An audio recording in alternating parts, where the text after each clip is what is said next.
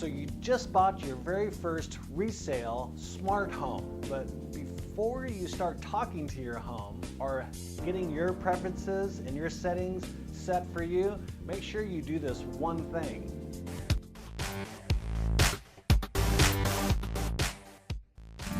At Coldwell Banker, we specialize in smart homes. Matter of fact, I'm actually smart home certified, and that's what this actually means. But before you move in, you need to do this one thing with your smart home, especially for a resale home.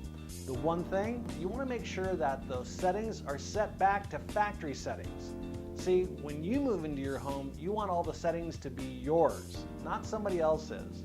So make sure that you put in writing that the seller actually makes all the settings back to the factory settings. This way, when you go in, your home will be your home and it will be smart to your voice, your settings, and what it is that you want to accomplish with your smart home.